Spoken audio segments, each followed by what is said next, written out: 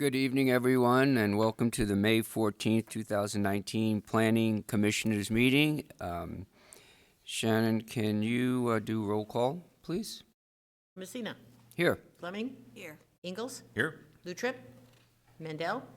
Rumpler. Here. Ward. Here. And if we can please stand for the Pledge of Allegiance.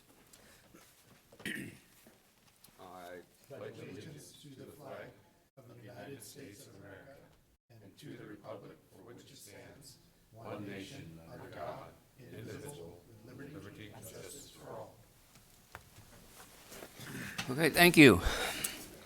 And we've got two sets of minutes to approve, the April 4th first, which was the workshop minutes, and then the April 9th.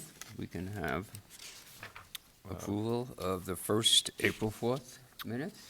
Motion to approve, April 4th, 2019 minutes? A motion? Motion to approve. Motion to approve. Second. All in favor? Aye. Aye. All right. The April 9th, 2019 minutes for approval, please. Motion to approve. I have a motion. Okay, I've got a motion by Fleming. All in favor? Aye. Thank you. At this time, is public comments for any comments different than what we have on our agenda tonight, which are two items. If someone wishes to come up, make a public comment, come on up.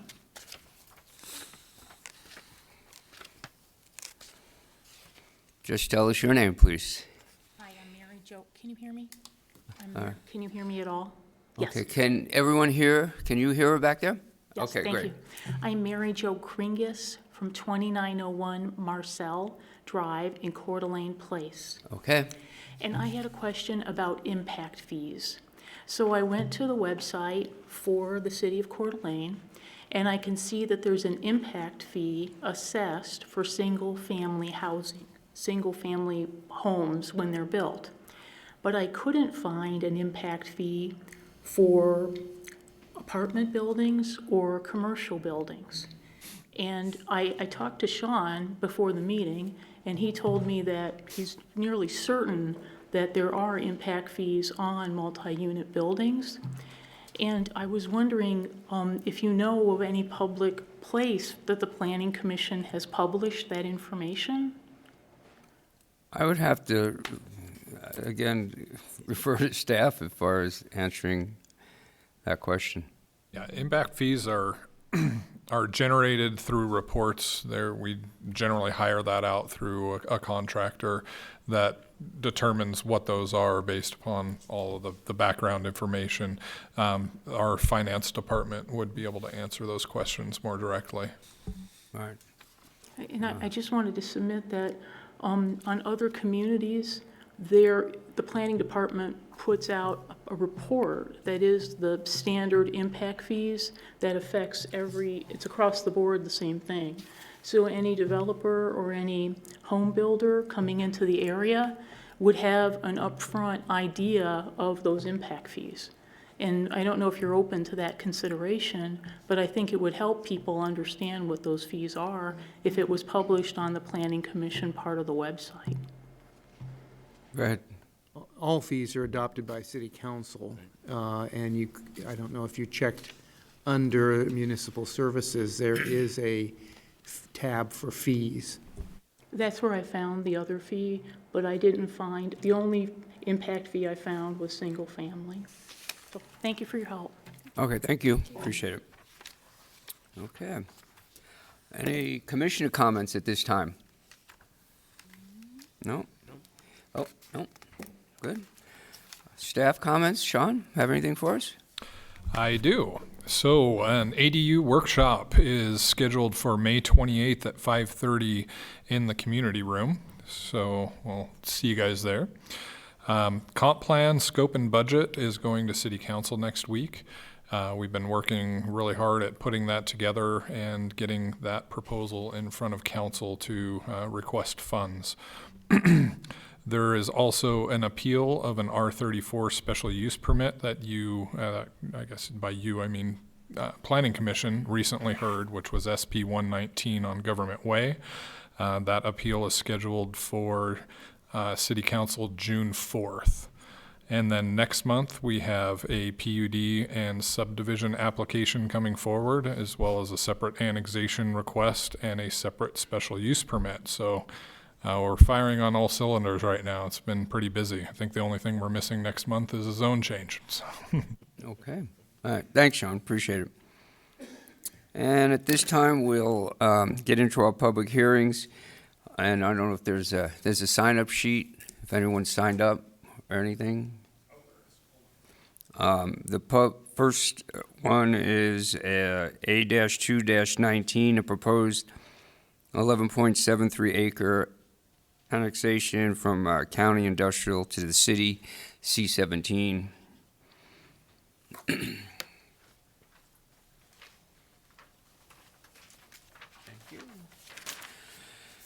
Okay, Sean, take it away.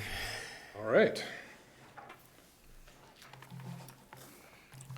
Okay, as stated, we do have a request tonight. This is an annexation request. It's for 2 parcels that measure an aggregate of 11.74 acres.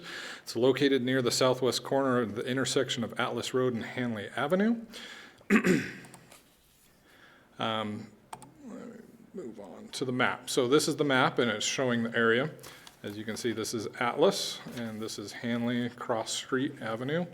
So the 2 requests are here in the light yellow, annexation area number 1 and annexation area number 2.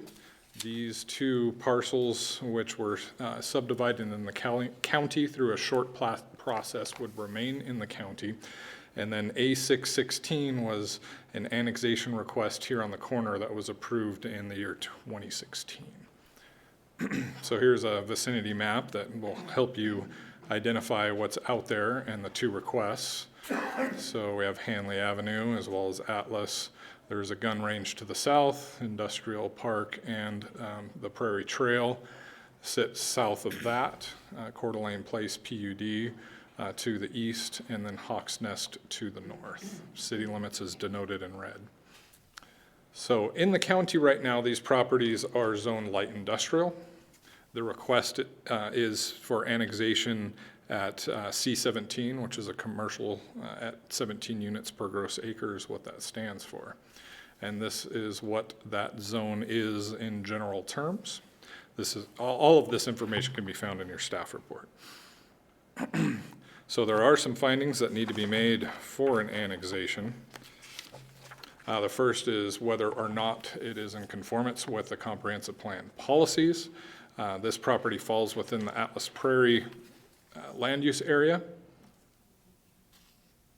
And as you can see, the black denotes the Atlas Prairie area. It falls under a transition zone where the areas are where character of neighborhoods is in transition and should be developed with care. The street network, the number of building lots, and general land use are expected to change greatly within the planning period. So there's additional language here that describes what Atlas Prairie is, quote unquote, today. This was back in 2007, so it is a little bit dated. And then what Atlas Prairie will be tomorrow. To fit all of this onto a slide, I only included the bullet points that are pertinent to the request. The full list is in your staff report. So annexing requires careful evaluation of infrastructure needs. Open space, parks, and pedestrian and bicycle connections will be provided, and neighborhood service nodes where appropriate. There are some goals and objectives too that are listed out here, and I have identified which ones apply to the request. The definitions of each can be found in your staff report. Finding B9 is that the public facilities and utilities are or are not available and adequate for the proposed use. So Chris Bosley, our city engineer, commented regarding stormwater, basically saying that they typically would use curb adjacent swales to manage the site runoff, and all the stormwater must remain on site, and that will be reviewed at the time of construction. For streets, a similar response by Chris Bosley is that it is currently developed. The site has frontage along the west side of Atlas, and any necessary improvements would be addressed during site development. The Streets and Engineering Department has no objection to the annexation request. So water, there is sufficient capacity in the water system to provide domestic irrigation and fire flow to the subject parcel. And if there's any extensions that need to be made of utility mains, it will be done at the owner developer's expense. They also need to transfer any water rights to the city. So wastewater, this one states that there is wastewater nearby, and at no cost to the city, the developer would need to extend public sewer to serve the property to and through. Fire department, this is a typical language that we get from them. They look at access to the site as well as fire protection, and they review those things at the time of a building permit. So parks and trails, we received a response from Monty McCulley, the trails coordinator, that said that the master plan calls for a paved 10 to 12 foot shared use asphalt path along the east side of the property as well as to the north of the property, and that would be a requirement for a building permit, and that it needs to be completed prior to occupancy. So finding B10 is that the physical characteristics of the site make or do not make it suitable for the request at this time. So the subject property is relatively flat. It has numerous trees on portions of it, and multiple uses remain around the county that include, as I mentioned before, the gun club as well as the trail, residential to the north and to the east, and the industrial park. So a stick-built office structure will remain in the county along with the foundry. The site is as it remained in the county following annexation approval of A616 and was recently short platted into 4 lots. I'd mentioned that 2 of the 4 lots make up the request. So some photos of the site. You can see that this is West Hearn Avenue, looking east toward Atlas, which would be off in the distance here beyond the trees, running north-south this way, and Hearn Avenue is running east-west, at least to this point before it turns north. This is turning around and looking at Western Avenue toward the foundry. If you squint really well, you can see there is a property pin right here that had been placed on the site. And then looking north from the Hearn Avenue towards there's a scale right here along with the office building I was just talking about, looking north towards Hanley and towards Hawk's Nest. Once again, if you squint, you can see that there's a property pin right here. So this is the western portion of the request, which is the triangle denoted as annexation area number 1 on page 2 of your staff report. And you can see the Hawk's Nest development on the other side of Hanley there. There is a property stake too, and I believe it's right here. So finding B11 is that the proposal would or would not adversely affect the surrounding neighborhood with regard to traffic, neighborhood character, and or existing land uses. So for traffic, Chris Bosley, our city engineer, submitted the following.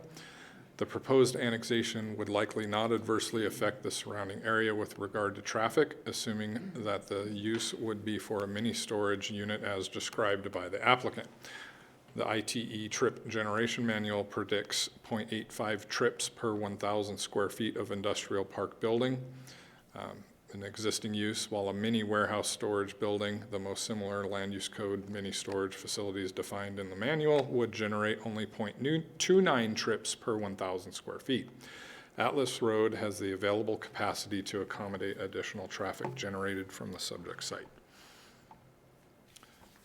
So neighborhood character, I have gone through this. I can read it again, but suffice it to say that there's an eclectic mix of uses in the area,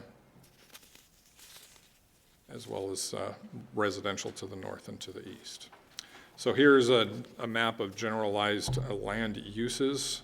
You can see single-family dwellings in yellow, This needs to be updated. It's starting to become a little bit out of date. There are some residential units here as well. There are some commercial uses as well as manufacturing uses in the industrial park, and the blue denotes civic uses. As far as zoning goes, they're listed here. There's manufacturing to the south. This property is in the county. It is county light industrial. C17 for the property that was annexed in 2016. And R8 to the north. Actually, that is not correct. It's not a PUD. It's just straight R8. The R8 PUD is over here, which is Coeur d'Alene Place. There is C17 PUD here, although the developer decided to build that under an R17, which is allowed, and then a portion of R17 PUD denoted here. So staff got together and discussed this at length and came up with a number of items that should be included in annexation agreement language. This is listed out. I believe there's 3 for planning. I don't think anybody wants me to read these verbatim.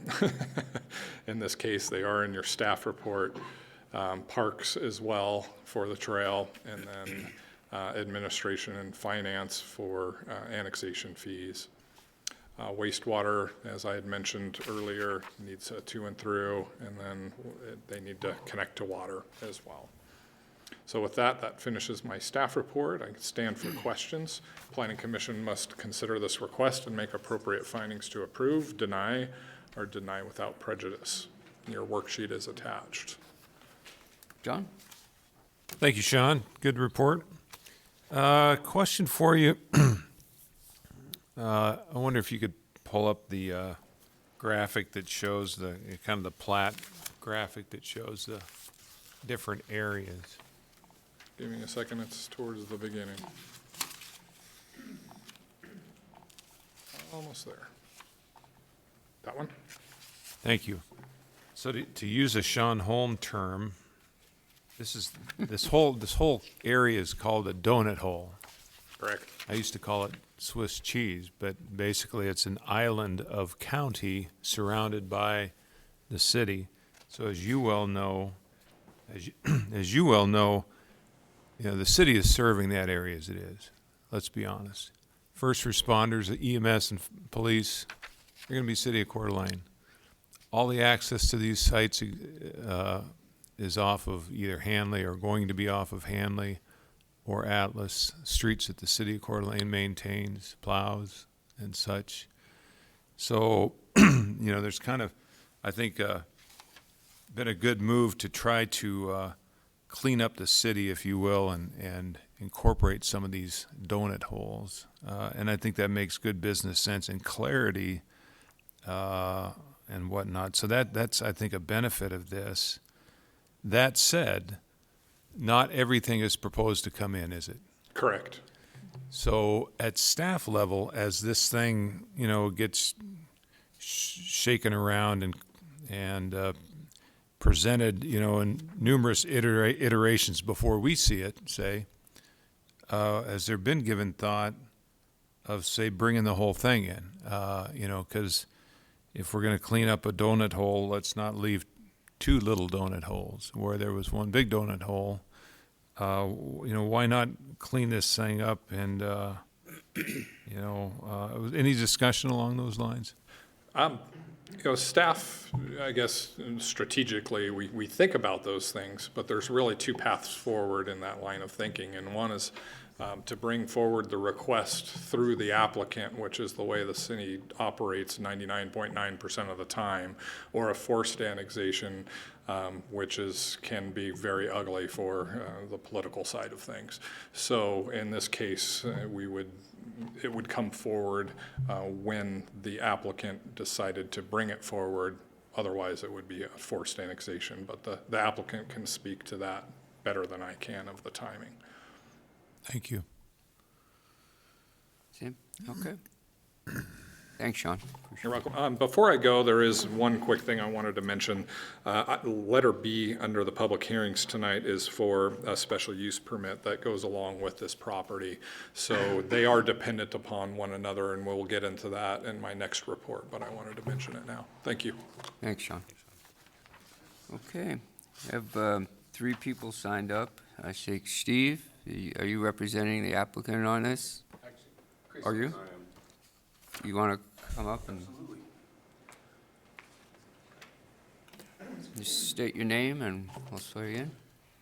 Chris Clark, 1859 North Lakewood Drive, number 103. Do you swear to tell the truth, the whole truth, nothing but the truth, so help you God? I do. Okay, thanks, Chris.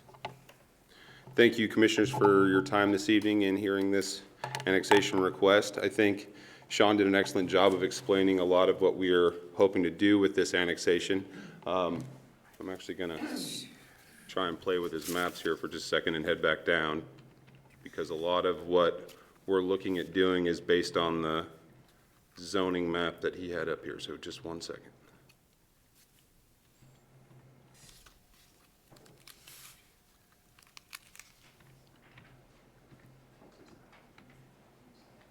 There we go.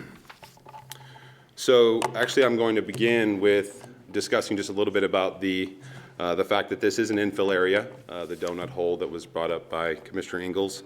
And we recognize, as much as the city does, the importance of bringing these lots into the city. They are, in fact, taking advantage of city services every day, and we recognize that. That is why we started this process in 2016 with the front corner lot that was originally annexed. And at this time, we're bringing 2 more lots on. And the reason that we've decided not to do that all at once, honestly, is A, because we want to be able to bring them in as we're going to develop them. That's a part of the requirements that was established when we did the short plat. But more importantly, frankly, annexations cost money. And to bring this entire property in at one time would be quite an exorbitant cost. So to do it this way allows us to bring these parcels in when they have a use and in a timeline that is manageable for our client, and we'll eventually get them all into the city and on city services.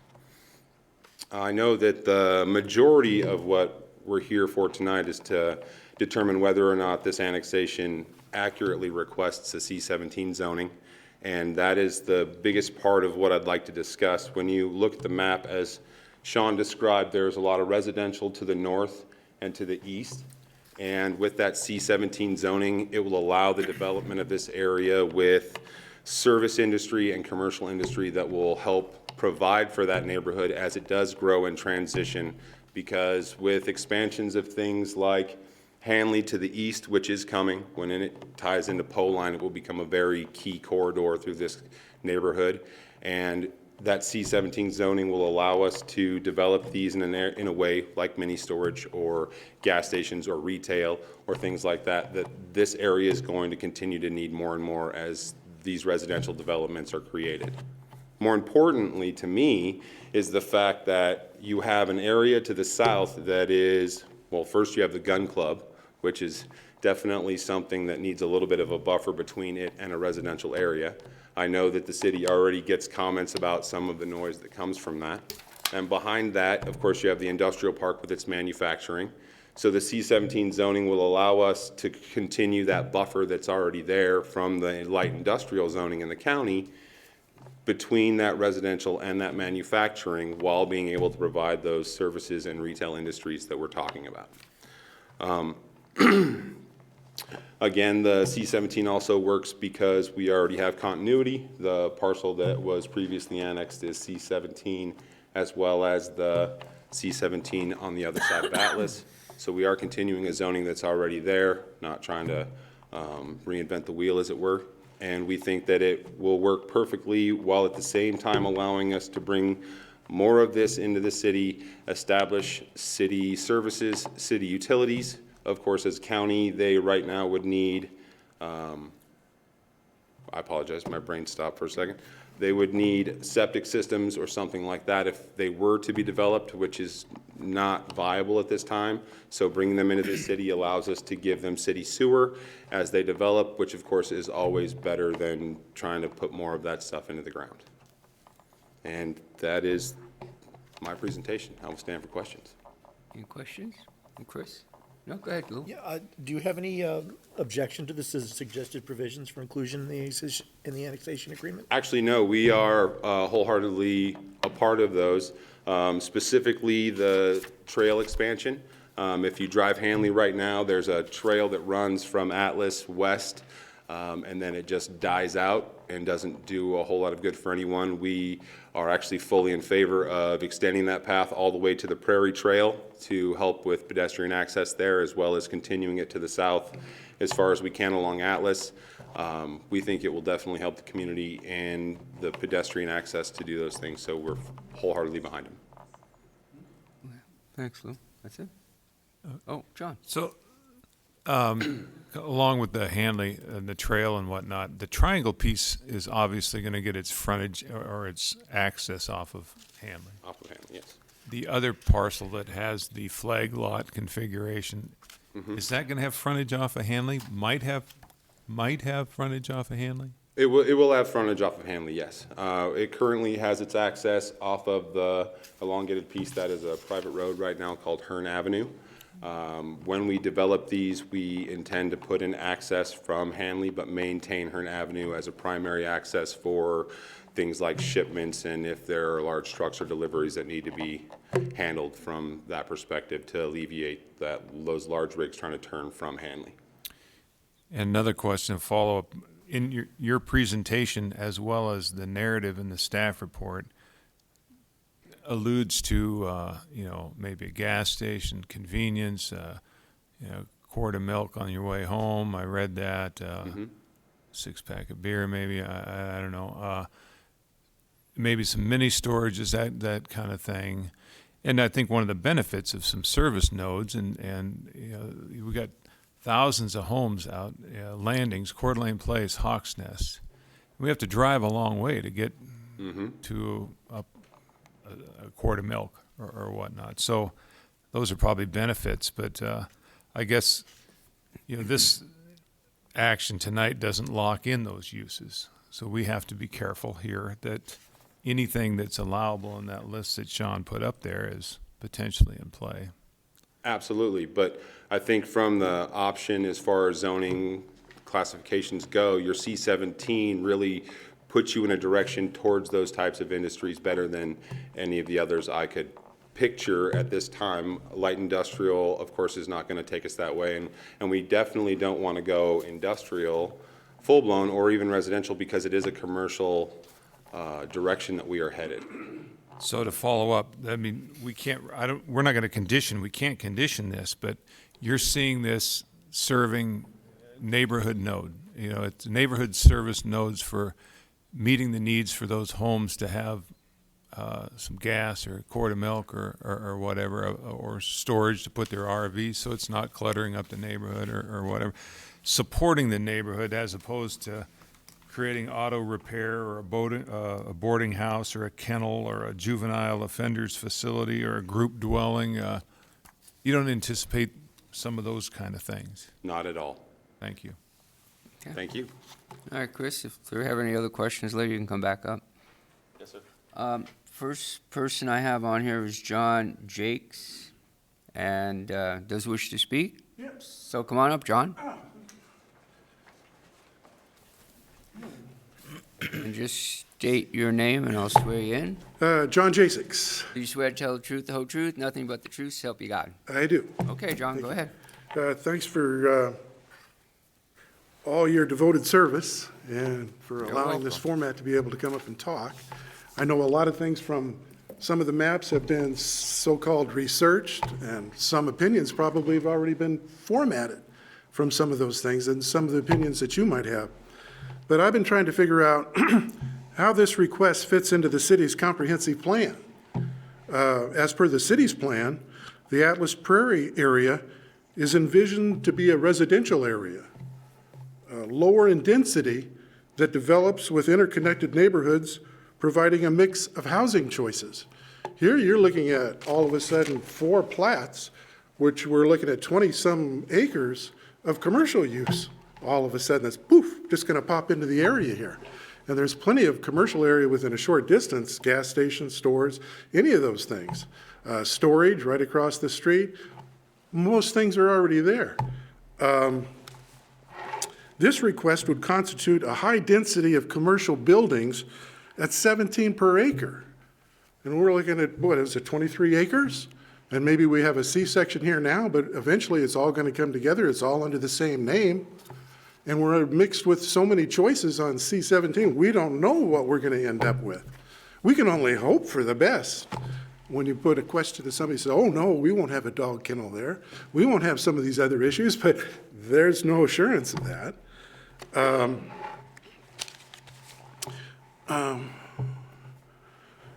A density of commercial buildings at 17 per acre would not be creating compatible uses in close proximity to each other.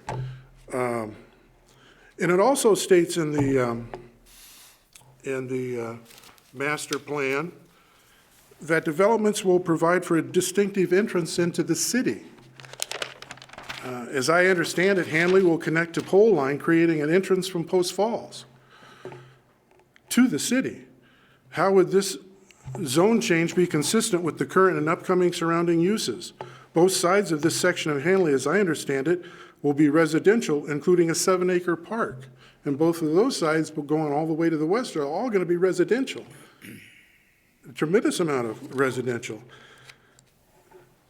Would this request protect the residential character of current and future neighborhoods when we're going to just drop 23 acres of commercial at 17 units per acre? The current fence line on the property creates a narrow choke point with Hanley. We're only feet away from the curb to Hanley and to their fence line, and I have pictures if you'd like to see that end of it, which I know you don't have pictures there, but it narrows down to just 3 to 4 feet, and then we have a fence line. And now we're talking about, well, we'll have 10 feet maybe for a little trail there. And when you look at all of the residential areas that are being built and all of the free space that goes along both sides of the road, we have established a tremendous amount of beauty coming into the city. And I don't look at this as we're a beautification progress.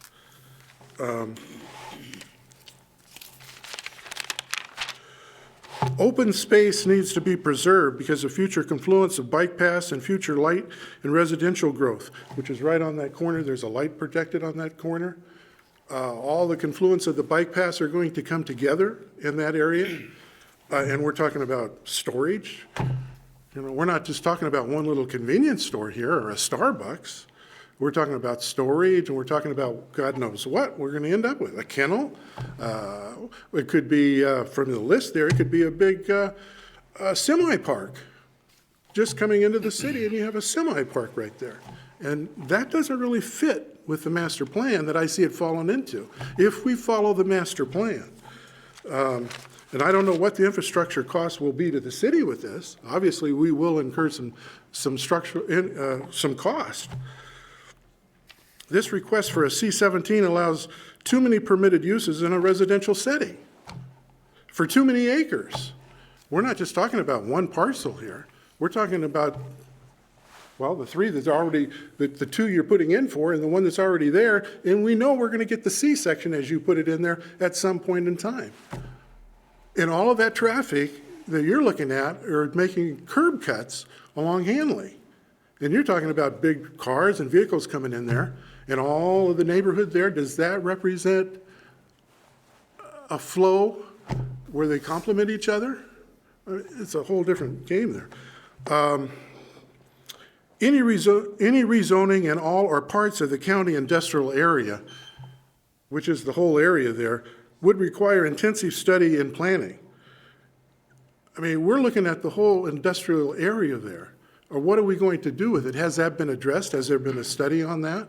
Are we just going to piecemeal this off there? That's a pretty big section that is almost becoming to be, is it in the right place? Those types of businesses usually revert to outside the city because we are expanding residential areas. We're not expanding industrial areas. And most of all those jobs and businesses that are already in there in those little buildings that they have there. But we are now all of a sudden looking at saying, oh, we're going to have a little at 23 acres, a little city of Coeur d'Alene right there? I don't know if that adds up. Does that really fit in to the comprehensive plan? I look to it, does it fit the comprehensive plan? Are we going in the right direction when we devote that many acres to that many things right there? That would be my question. But thank you. Thank for you, your time. appreciate it. No problem. Next, I have Austin. I can't make out your last name, Austin, I'm sorry, so come on up and just state your name and I'll swear you in. My name's Austin Hoyer. Okay. Do you swear to tell the truth, whole truth, nothing but the truth, so help you God? I do. Go ahead, Austin. All right, so like John, we're actually neighbors in the Hawk's Nest. Both our homes sit facing Hanley, and our primary concern with this news is that it's going to affect increased traffic, obviously, for where we are located. But the main thing that I want people to consider is just the concern of safety and ensuring that this planning process is done properly and that whatever is decided is done appropriately that fits our area. So one thing that I do want to talk about is just the adverse impact that was mentioned. I am questioning what measures that was, or how that was measured, I guess. Just based on what I can see, it's very clear, and it's hard to argue against it, I feel, that with increased, if there was some type of new commercial building there, it would be hard to argue against that wouldn't increase the traffic, which, in my opinion, is burdensome on being that close to a neighborhood. I am for, some development. I just want to ensure that it's done properly and with the best intentions. And as a teacher, I teach in the Coeur d'Alene School District. I do want to mention, just in the years that I've been at Woodland Middle School in the location near Coeur d'Alene Place, we've had a couple incidents that we've had a couple kids hit by vehicles. We've had one adult struck by a vehicle that I work with. So that's all done in a residential place. And I just feel that if this goes through, ensuring that safety is number one, and the key word that I can think of is just a buffer, that there needs to be space that's adequate from the building project that is proposed. And I feel that with a park going in, or will be going in, that's just gonna really, increase a lot of traffic, and that, in my opinion, brings a lot of safety concerns. So I just wish that everybody really maybe slows down a little bit and considers that. I really like our neighborhood and where we live, and kind of piggybacking off of what John said, it's not too far to go to a corner store, which is up at the corner of Prairie and Atlas, to get milk or beer, whatever it is you choose. That is pretty convenient. I just want to ensure that, as this city grows, that area is developed properly, and that it is developed with the best intentions for our community. Thank you. Thank you. That is everyone I have on the sign-up sheet. Chris, you want to come back and address some of those comments? You're welcome to. Once again, my name is Chris Clark. I would love to take a moment to discuss a couple of the things that were just brought up. Actually, I will start with the last one, which is the safety and pedestrians and the people that are going to be using the park when it's developed in the future.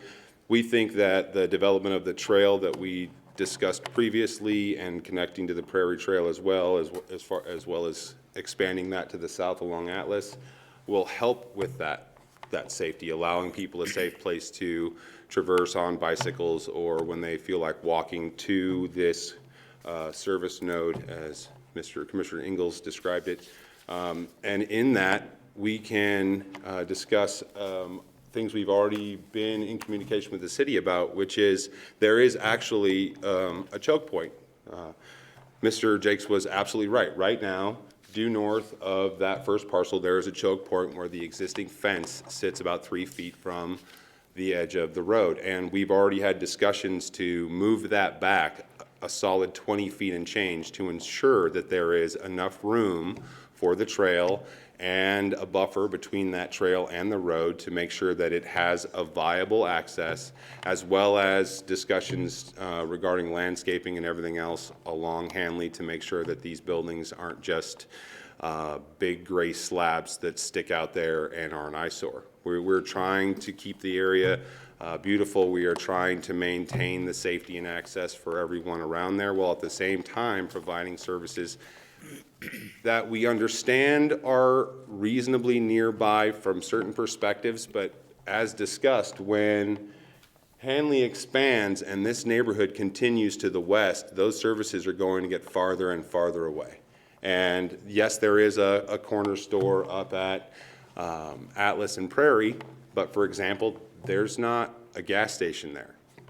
And as this whole area grows, it is so much easier for people at the end of the day when they have one reasonably close by that's already on their trip from the city that they're going to pass. If you work in downtown Coeur d'Alene, or even more accurately, if you work in Post Falls or commute to Spokane and you're headed into these neighborhoods, your trip is not going to want to include an additional drive all the way up to those other areas. A spot in your neighborhood that fits the services that you need without having to take that out of the way trip is what works best and does make traffic flow easier as people are trying to get home during their commutes.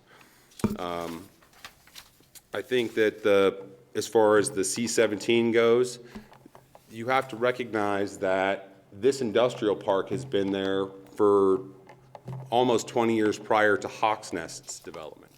And those types of uses have been in place. I believe the foundry was started pre-1970, if not right about that time. So the idea that we're adding additional commercial or industrial uses to a neighborhood is a little bit of a misnomer, because that's exactly what this has been used for since before any of these neighborhoods were built. And we are actually taking that industrial use and slowly transitioning it into a commercial or service use, which will better fit the neighborhood as it does grow more commercial and expand. I think that a lot of their concerns are legitimate, but if they watch as we continue to grow and develop this area, along with the existing C-17 that was already approved and annexed in 2016, they'll see that the uses will improve the neighborhood, will continue to beautify and grow with the changing area, and definitely benefit and not hurt the neighborhoods that are already there. Thank you. Any questions of Chris before we close the public testimony on this? No? Okay, thanks, Chris. Thank you again. At this time, I'm going to close the public testimony on this particular item and bring it to the commissioners to have a discussion and hopefully a recommendation. I apologize that our comp plan is not up to speed yet, because we're getting there. This portion will show up on that new updated plan. And we do have a number of elements in here that impact the surroundings, one being the gun range, which has been there for probably 70 years, and that sound. And so to think that you might ever put housing up against that would be false start. It just needs a buffer. And the industrial south of that, which is part of the county, will be there forever. And the buildings that are in there are being improved almost. I've got a number of clients in there, and we're improving it. We're building that. That will be there forever. And so this is a good complement to it. I think that we count too heavily in Coeur d'Alene on the adjacency of Hayden, of Celtice Way, of Dalton Gardens, that they are our manufacturing and industrial and commercial zones. And we need to support all these residential uses by painters, metalsmiths, foundries. I go in and out of here all the time. A number of my trades are in here, and they've been there for a long time. And we only need more of these folks. We're struggling to keep ahead of the builds that are around here.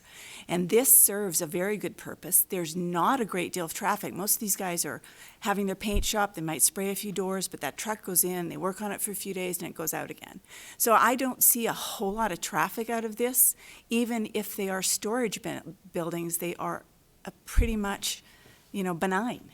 So you're not seeing huge truckloads. They'll drop the foundry load and then it stays there for a while.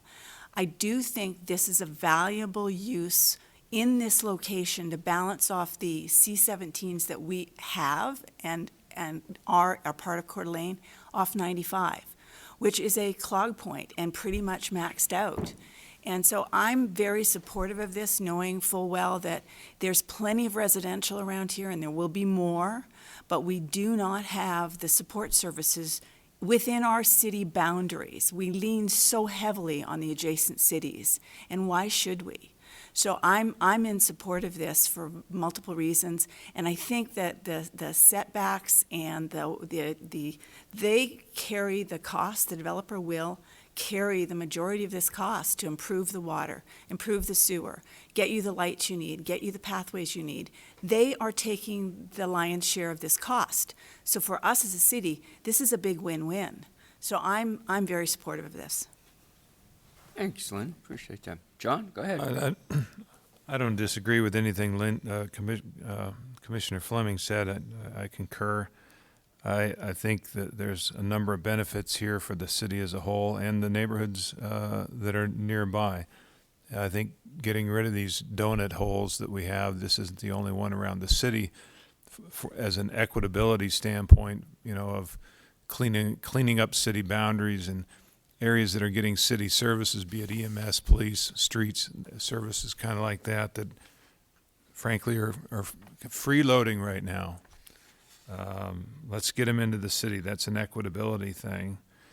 It's kind of a clarification on the comp plan, that the notion of this 11 acres maybe becoming residential, I don't see that as a residential being a good fit in there, assuming this comes into the city.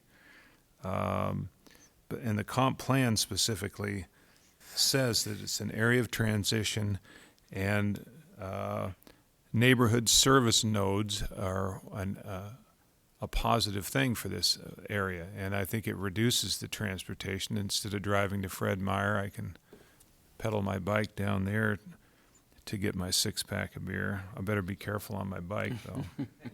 BUI. But there's some other positives here. It gets some properties off of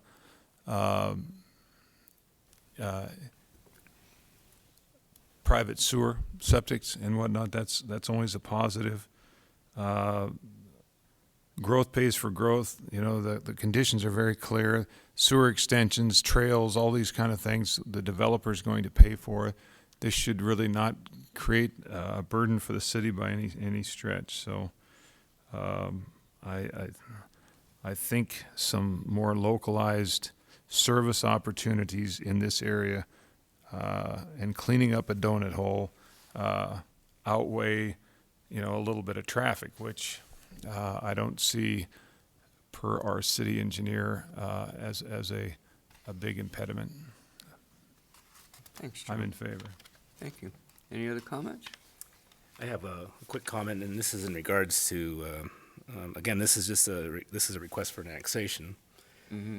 And when it comes to the most recent history here in Kootenai County, regardless of the opinions that are out there for or against having the building codes, we have an opportunity to address the area of city impact by bringing this property into the city. Mm-hmm.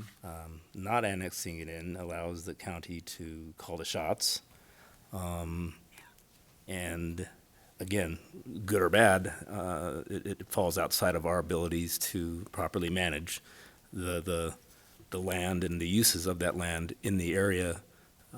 That does have an impact on both the industrial side of the south and the residential side of the north. So I want to try to avoid that potential issue down the road, and that's why I would support the annexation for that reason, simply because I want to make sure that the city has a lot more say in how this does come together down the road.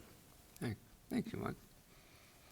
Lou, do you have anything you want to add, or we're good? It's been said. Yeah, I agree with the rest of my commissioners, and I think here is the connectivity, as we call it, for the trail, which I think is, besides whatever might be developed there, that's an important factor in the city nowadays, and that connectivity is the applicant mentioned, will be done. And so that we have better trail systems in that general area, which is the outlying area of our city area right now. So with that said, I'll ask for a motion from someone. And I'll make the motion. okay. This matter having come before the Planning Commission on May 14th, 2019, and there being present a person requesting approval of item A-1-19, a request for zoning prior to annexation from County Light Industrial to City C-17. The applicant is John Hearn. The location is 2 parcels in aggregate measuring plus or minus 11.74 acres located near the southwest corner of the intersection of Atlas Road and Hanley Avenue. Findings, justification for the decision and criteria, standards and facts relied upon. B1 through B7 are boilerplate, and those are standard and have been met. B8, that this proposal is in conformance with the comp plan policies as follows. In particular, there's a long list, but in particular, community design, providing us connectivity to pathways and north and south and east and west areas. Efficiency, that we are already providing city services, and this just codifies it. That objective 2.02, economic and workforce development, we need somewhere for people to work, and this is a good opportunity for that. Managed growth, we then can now take control of this area. B.9, the public facilities and utilities are available and adequate for the proposed use. No one weighed in any opposition, and all providers were in agreement that they could provide service. B10, that the physical characteristics do make it suitable for the request at this time. It is basically a flat site and has multiple services surrounding it. B11, that the proposal would not adversely affect the surrounding neighborhood with regard to traffic, neighborhood character, and/or existing land uses. We noticed that we are surrounded by residential as well as county industrial, and note that will be buffered by setbacks and proper landscaping and pathways. In order, conclusion and decision, the Planning Commission, pursuant to the aforementioned, finds that the request of John Hearn for zoning prior to annexation, as described in the application, should be approved. The following suggested provisions for inclusion in the annexation agreement are as follows.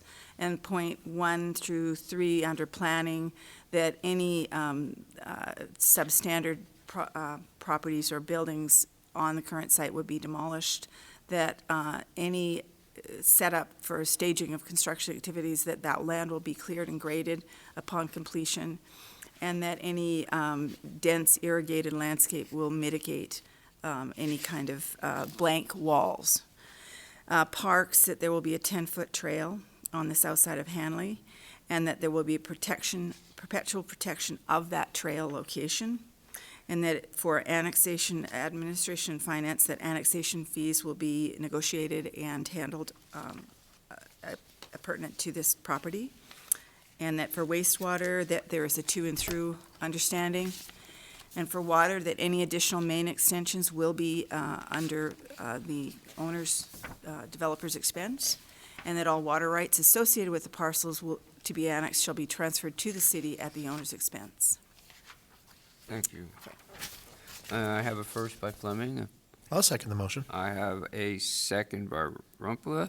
Roll call, Shannon, please. Fleming. Yes. Ingalls. Yes. Rumpler. Yes. Ward. Yes. Okay, thank you. A-2-19 passes.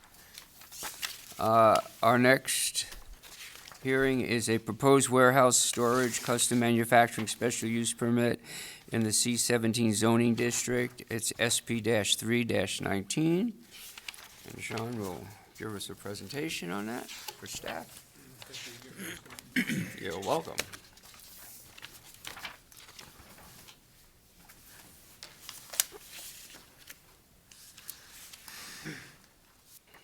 All right, so much of this information is the same as far as the applicant. The subject is, however, different. You'll notice that this request is for uses on the site rather than whether or not it would come into the city at this moment. So specific to Lot 3 is what this request concerns. And so when the annexation request came forward, staff took a look at this, was working with the applicant, and then realized that some of the existing structures that are on the site are industrial in nature, but could be covered under a special use permit for C-17. And so staff actually held the applicant back for a month until they could put together a special use permit request to come forward to have the zoning of C-17, which is requested, jive with what uses are on there if a special use permit request is approved. So, and in the annexation that you guys just referred to, one of the comments or one of the requests for the annexation report that Fleming had read was that if for whatever reason that the special use permit does not go through, that the buildings that are industrial in nature would be removed at this time rather than later. So what this does is it validates the existing uses on the site for C-17 until such time that they are removed. Okay. And this was filed in conjunction with the annexation we just heard. So once again, the property is eclectic in nature. There is an industrial park to the south. The Prairie Trail runs kind of 45-degree angle. City limits is denoted in red. Hawks Nest and Coeur d'Alene Place to the north and to the east. So the difference with this is that there are these identified buildings here, which are B1, B5, and B6, that are more of an industrial use in nature, at least as far as the city code is concerned. So one is a storage facility, which is part of the request of storage and warehousing. B5 is farm equipment storage, and then B6 is metal fabrication and storage, and those are highlighted in this area. Before I go on there, though, I would like to point out that at the very end there, one of the staff's conditions, I had a really difficult time trying to describe which buildings would and would not go away, because staff had recommended within 2 years that the buildings that are south of Hanley Avenue right here, and since I have the slide up, that's why I'm describing it now, but this building right here, which is B3, B4, and B5 would go away within 2 years, along with B6, to make way for that C-17 development. Buildings B2 and B1 would remain until such time that a viable use is identified for Lot 3, this flag portion. So I wanted to make that clear. So finding BA for a special use permit is that this proposal is or is not in conformance with the comprehensive plan. This is very similar to what I had just discussed with the annexation. It falls within, it's contiguous with city limits and falls within the Atlas Prairie land use area and is denoted as transition. I read that, I will not read it again. Atlas Prairie today, the gentleman that spoke earlier spoke a lot to the comprehensive plan. It's also in your staff report for review. And then according to the Atlas Prairie neighborhoods, as far as they go in the tomorrow section, I highlighted the ones that were pertinent to the request. So open space, parks, pedestrian, and bicycle connections will be provided, and neighborhood service nodes where appropriate. The same objectives are here under the comp plan 1 through 4. Finding B8B is that the design and planning of the site is or is not compatible with the location, setting, and existing uses on adjacent properties. So this one's running a little bit in reverse compared to what we would normally see because of it's part of an annexation. Usually at this point, I would roll out a site plan and say, here's what the grand plan is, and here's where they're going to provide parking, and these buildings already exist. So as mentioned earlier, there is no change to what is already there. In fact, one of the conditions is that they wouldn't be expanded upon and that they would go away within a 2-year period for the ones that I had described. So it is a little bit different than your typical special use permit request.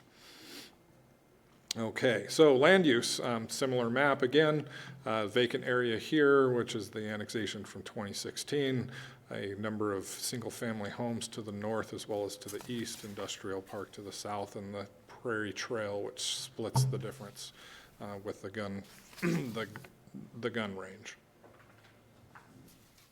All right, zoning, so R8 to the north, PUD to the east, manufacturing to the south, and then commercial C17 at the corner of Hanley and Atlas. So this is a map showing what sort of special use permits have been requested and approved in the past. Green denotes that they have been approved. So there has been public recreation, community education, public recreation, community education. You can kind of see this tends to be open space in schools, school down to the south as well, minimal care, mobile home parks. Over here, administration office, which is a civic use here, and another community education request here, as well as food sales on site, which is a restaurant. So getting back to which ones would remain and which ones would stay over time, I didn't put these in order from building B1 through B6. I put them in the order of as you enter from Hearn Avenue and as the request would be for the removal within a 2-year time frame. This is building B5, which was discussed earlier. Building B4, which is south of Hearn Avenue as well, which would be removed, is B4. And then building B3 as well is south of. This building is the metal fabrication building that's north of Hearn Avenue, but also nearest to Atlas Road, where there is plans to reconstruct in a commercial fashion, and this building right here would be removed as well. The buildings to remain are in the next 2 slides. This is a shipping and receiving, which is allowed by right in C17, and then the storage facility, which is part of that special use permit request, would remain subject to whatever conditions are placed upon that tonight. So finding B8C is that the location, design, and size of the proposal are such that the development will or will not be adequately served by existing streets, public facilities, and services. Very similar comments as to the annexation is that this can be served both by water and wastewater. The stormwater must stay on site. Streets can handle the traffic. Any street development interior to the site would be borne by the developer. Traffic is not expected to have a large impact on the area. And let's see here, wastewater, sorry for the hiccup here. Any industrial wastewater generated from within this SUP must be subject to pretreatment requirements. So that would come at the time of connection, that they would check the effluent that is leaving the site and making sure that our plants can process that. Okay, so with this one, there are conditions that can be made subject to Planning Commission approval, and they are listed here. Since this one would stop here unless it was appealed, I will kind of delve into this a little bit more than the annexation request, which goes on to council, because they ultimately make the call. There is another bite at the apple there. So for planning, that this special use shall apply to the existing structures as identified in the staff report only, no expansion. When they are demolished, the SUP shall expire and the land shall revert to the C17 zoning designation without the special uses. Any future special uses would require a new hearing. So subject to what I had already said about which buildings are staying and which ones are going away, that is the subject of number 2. And 3, the outdoor storage of goods and materials not associated with the approved uses is prohibited. That's to ensure that we have a clean and pretty site for the neighbors to the north. Water, any additional main extensions and or fire hydrants and services are the responsibility of the developer at their expense. And water rights would need to be provided to the city. And a project review meeting is required, and the applicant must also meet all the city sewer ordinances. And they're required to connect to wastewater, which is pretty typical language. So with that, that would conclude my staff report. Planning Commission must consider this request and make appropriate findings to approve, deny, or deny without prejudice. And I'll stand for questions. Thank you. Thanks, Sean. Questions? Oh, okay, Sean. Thank you. I have the sign-up sheets from before and the same people. So, Chris, you want to come on up and... Thank you again. And you're still under oath, so... Thank you very much. Honestly, this SUP is kind of a way to allow the developer at that time to give his current tenants the time and opportunity to relocate prior to the development of the area. As the map shown, there are all of the buildings that are along Hearn Avenue as they stand right now will be demolished as a part of the development. Sean was nice enough to give us a little longer than requested daylight period for that. Our expectation is for them to be gone within a year, but there are hiccups, and he knows that better than I do, so they pushed it out to 2 just to make sure there are no issues. And that really comes down to the fact that there are people using those for businesses, and to give them a month's notice to relocate some of the things they have going on there is unrealistic.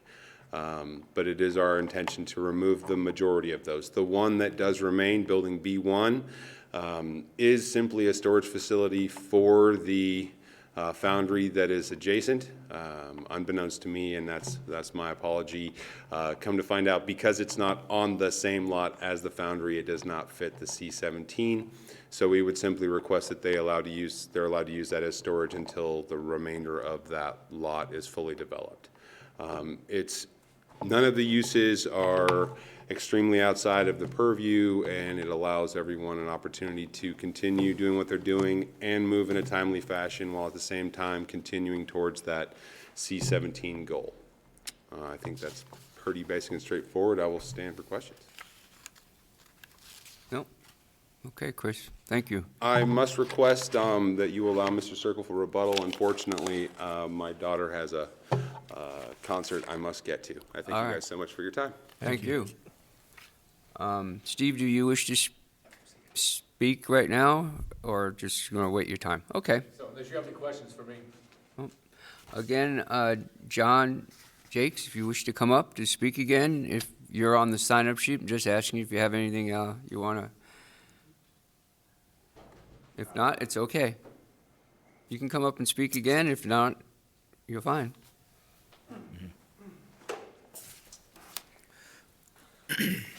I would just like to make sure that the responsible development, as we go forward, we look at this and we say C-17, and we look at a sheet of paper and it's got how many uses on it, and we can only hope that one of the uses that we talked about is going to maintain that. And I heard somebody say that, well, we're talking about even making 20 more feet for open space there.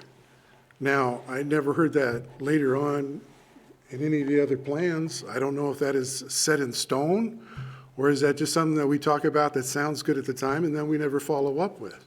That's a We're standard looking about the setback. safety. That's a standard setback. Huh?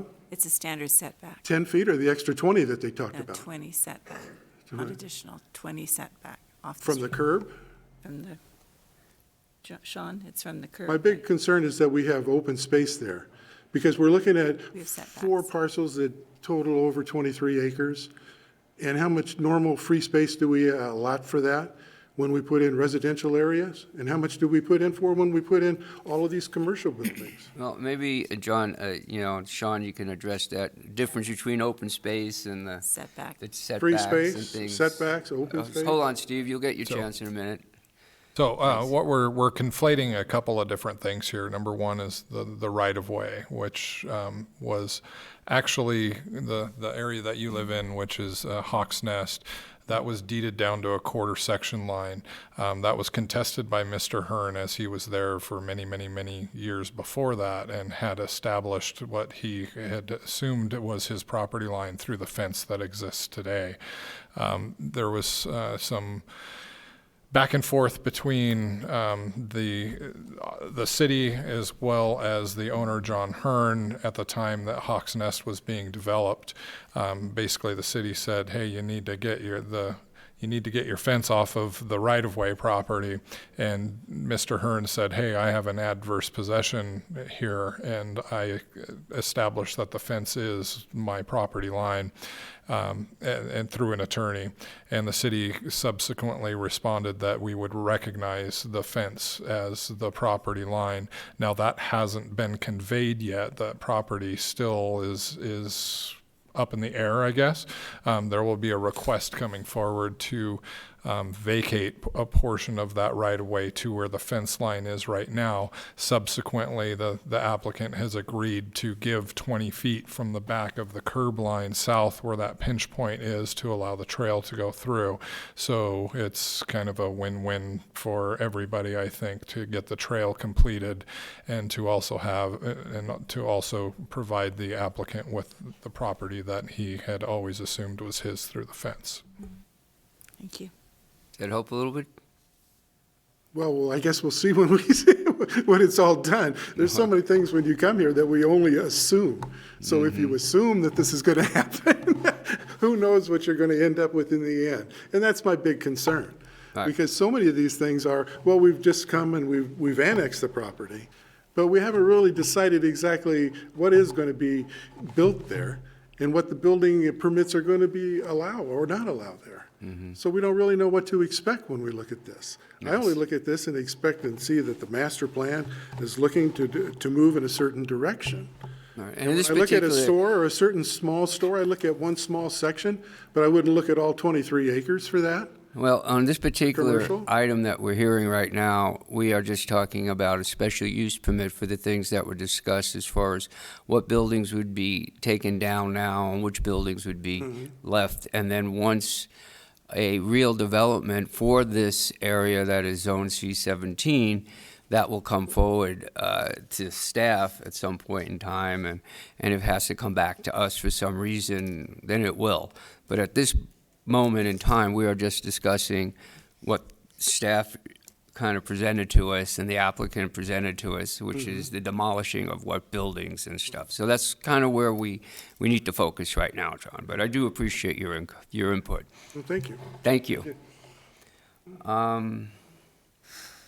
Austin, do you wish to come up? You good? All right. Steve, do you wish to come up and add anything at this time? You're more than welcome to. It's your last chance to speak. My last. Okay. This evening, anyway. Yep. Just state your name and I'll swear you in. Steve Circle. Do you swear to tell the truth, the whole truth, nothing but the truth, so help you God? I do. Go ahead, Steve.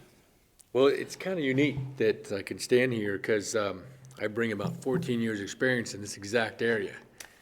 I'm the one that created Hawks Nest at the beginning and came before the P&Z, and I know that open space area. So, John, you did a great job.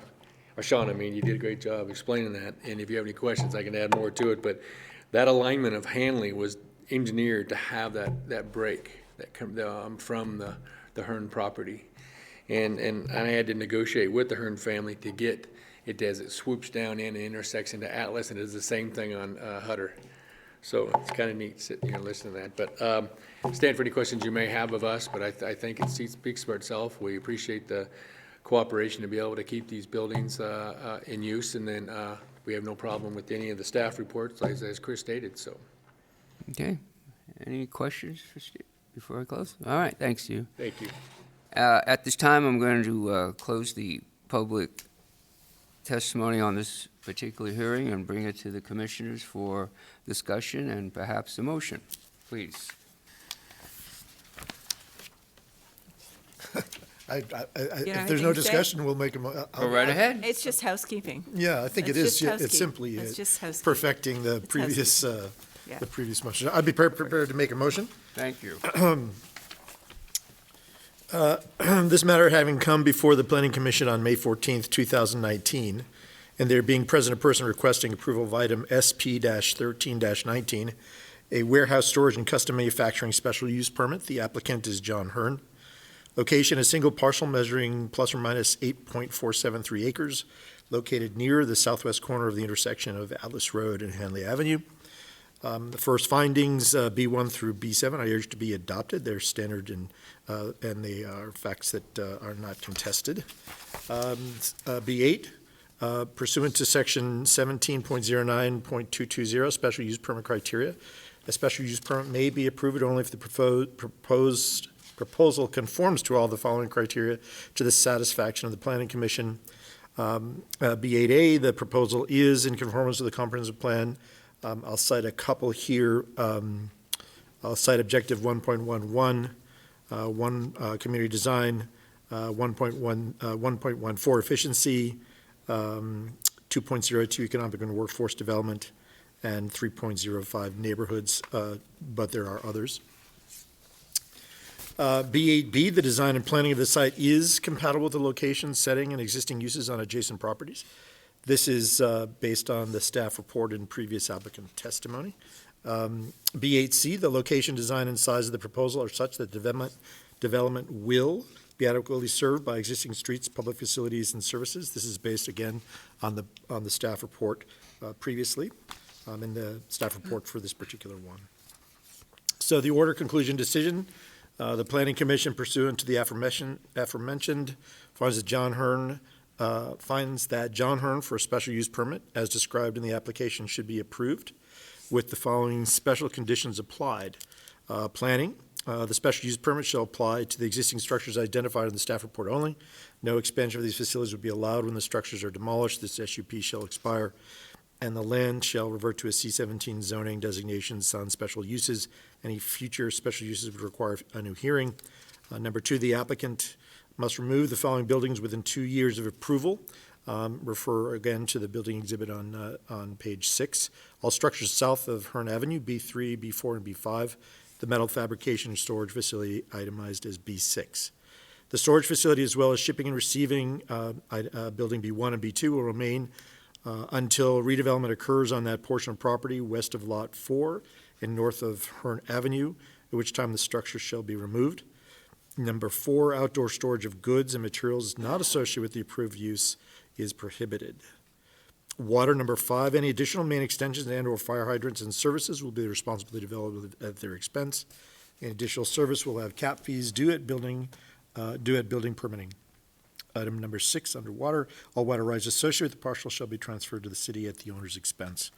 Finally, wastewater, number 7, a project review meeting will be required where the applicant must comply with all the city's sewer use ordinances. And item number 8, the project will be required to connect to the public sewer system in accordance with the city wastewater codes and sewer policies. Thank you, Mr. Rumpler. I have a first by Commissioner Rumpler. I'll second it. I have a second by Commissioner Ward. Roll call, Shannon, please. Fleming, Yes. Ingalls, Yes. Rumpler, Yes. Ward. Yes. Okay, SP-3-19 is approved. Thank you. At this time, if there is no further discussion on anything, I will call for a motion to adjourn. Motion. Oh, you got it. Motion to Second. adjourn. I have a motion, I have a second. All in favor? Aye. Aye. Thank you, and good evening, everyone. 6:46.